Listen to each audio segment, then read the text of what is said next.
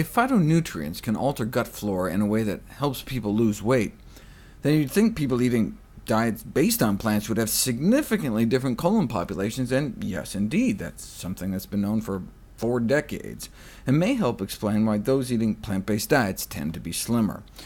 Another reason vegetarian eating patterns have been tied to better weight management may be the water content of plant foods. Fruits and vegetables average about 80 to 90% water.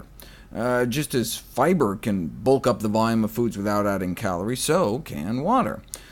Cognitive experiments have shown that people tend to eat a certain volume of food, and so when that volume is mostly water, they don't end up gaining as much weight.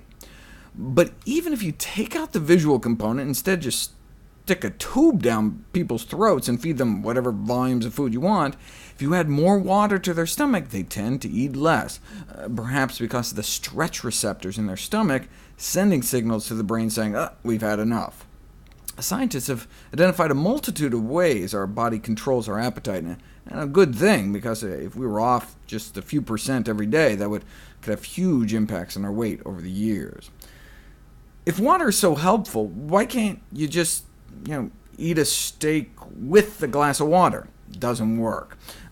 You feel more full during the meal, but you end up eating the same amount of calories throughout the day, unless they found you preload. Drinking water with a meal doesn't seem to help control calories, but drinking a big glass of water a half an hour before a meal might.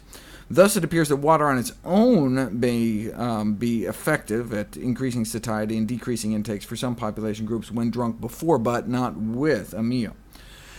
Ice water may be even better, or even just ice. Look, water has 0 calories. Ice has less than 0, since our bodies have to warm it up. From the Annals of Internal Medicine, the ice diet, using simple thermodynamic calculations of how much heat our body would have to generate to take an ice cube up to body temperature, they conclude eating a quart of ice, like a really, really big snow cone, with no syrup, could rob our body of more than 150 calories, the same amount of energy as the calorie expenditure in running for a mile. Sound too good to be true? It is actually, as Ray Cronise talks about in his body hacking work with thermogenics.